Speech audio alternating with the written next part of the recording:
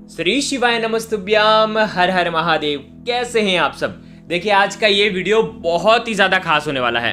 पितृ पक्ष में करने वाले दो विशेष उपाय जो कि आपको करना है कपूर से और लौंग से। बहुत ही प्यारे उपाय होने वाले हैं। देखो, इस बार 29 सितंबर से लेकर के 14 अक्टूबर तक पितृपक्ष के पावन दिन चलेंगे, ठीक है। और इन्हीं पितृपक्ष के 16 दिनों में आपको ये उपाय करना है। आज का ये जो वीडियो है, पितृपक्ष में किसी भी एक दिन, देखिए ये उपाय चाहे आप रोज भी कर सकते हैं या किसी एक दिन भी कर सकते हैं या आप आखिरी दिन भी ये उपाय कर सकते हैं। 16 दिनों में जब आपकी इच्छा हो तब आप ये उपाय कर सकते हैं। इससे आपके पितृ जो हैं वो प्रसन्न होते हैं। ये सबसे प्राचीन उपाय है। इसमें पितरों को भोग भी लग जाता है, इसीलिए ये उपाय बहुत ही ज़्यादा खास होने वाला है।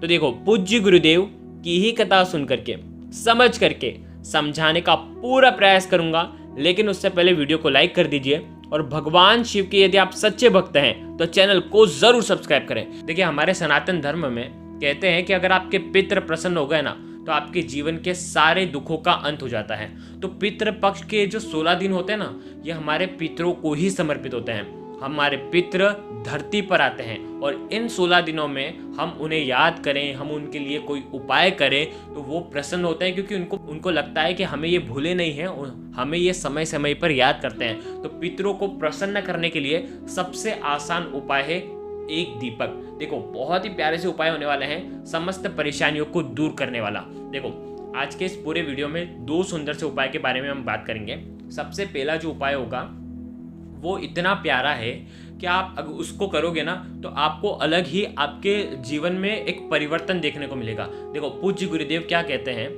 ये उपाय करने से आपके पितृ तृप्त होते हैं, आपके पितरों को भोग लग जाता है और आपके पितृ जो हैं वो प्रसन्न हो जाते हैं। देखो, करना क्या है समझना।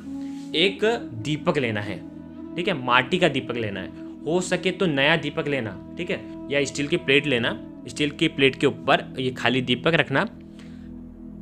साथ में आपको लेना है 2 लौंग के जोड़े। फूल वाली लौंग होनी चाहिए, खंडित लौंग नहीं होना चाहिए। ये 2 लौंग ले लिए। साथ में आपको लेना है कपूर, ठीक है। कपूर के साथ में आपको लेना है बताशा, ठीक है, 1 बताशा लेना। अब देखो, कई लोग बोलेंगे कि भैया हमारे यहाँ तो बताशा है ही नहीं, तो हम क्या करें। तो देखो, अगर आपके यहाँ बताशा नहीं है तो आप बाजार से लेकर के आ जाइए, क्योंकि उपाय इस प्रकार से ही आपको करना है।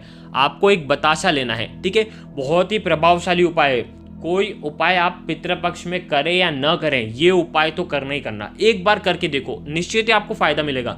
देखो, करना क्या है, दीपक के अंदर कपूर डालना, कपूर के अंदर बताशा डालना। बताशा, आखा बताशा भी डाल सकते हो या चूर करके भी आप बताशा डाल सकते हो, ठीक है। साथ में आपको लेना है 2 लौंग और ये दोनों लौंग भी आपको दीपक के अंदर आपको डाल देनी है। अब आपको क्या करना है, आपके घर के नैऋत्य कोण, नैऋत्य कोण कौन सा होता है, दक्षिण और पश्चिम का कोना। दक्षिण और पश्चिम का कोना जो होता है वो उसे नैऋत्य कोण कहते हैं। वहां पर नैऋत्य कोण में आ जाइए। अब देखो, आपको समझ में नहीं आता कि नैऋत्य कोण कौन सा है, और देखो आपके घर का वास्तु भी बहुत गलत है, तो आपको क्या करना है समझना।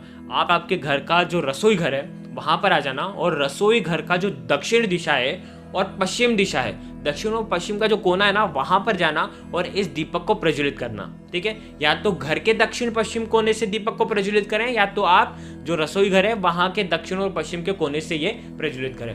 देखो, प्रज्वलित करोगे तो आपका जो मुख होगा वो दक्षिण दिशा की तरफ होना चाहिए। और उसके बाद आपको ये दीपक लेकर के आपको वहाँ से दीपक उठाना है और प्लेट को उठाना है और पूरे प्लेट को लेकर के, प्लेट के ऊपर दीपक है, ये जल रहा है, इसको लेकर के पूरे घर में इसकी रोशनी दिखानी है।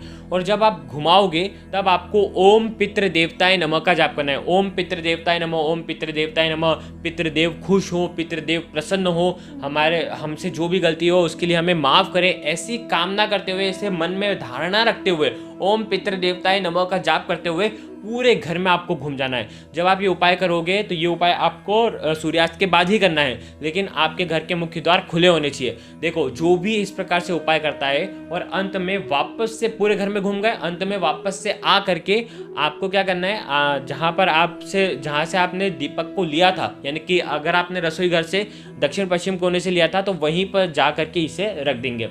आ गई इतनी बात समझ में। पूरे घर में घूम जाना, पूरे घर में इसकी रोशनी दिखा देना। बस इतना सा उपाय आपको करना है, आपके पितृ दोष निश्चित ही दूर होंगे।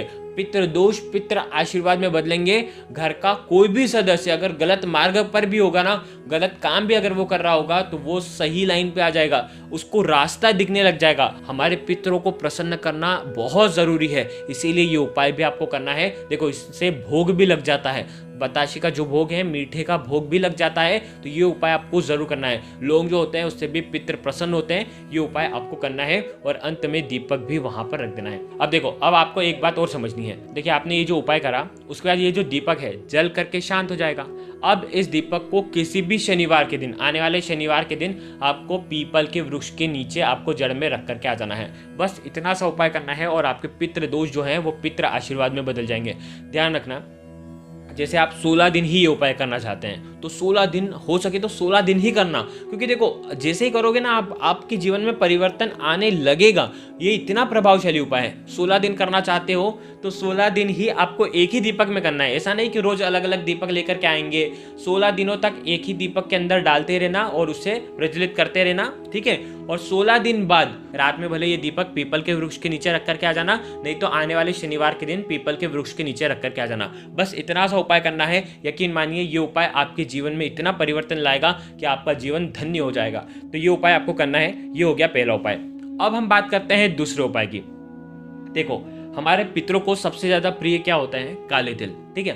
काले तिल से हमारे पितृ प्रसन्न होते हैं, काले तिल से भगवान विष्णु प्रसन्न होते हैं। तो काले तिल का उपयोग तो हमें करना ही करना चाहिए। देखो, पूज्य गुरुदेव ने अपनी कथा में बहुत ही स्पष्ट रूप से बताया है कि पितरों को प्रसन्न करना हो तो श्राद्ध पक्ष में किसी भी दिन, या तो रोज करना चाहो तो रोज भी कर सकते हो, या किसी भी एक दिन कब, कोई भी विशेष तिथि पकड़ लो, जैसे शनिवार हो गया, एकादशी हो गई, अमावस्या हो गई, तब भी आप ये उपाय कर सकते हैं। करना क्या है?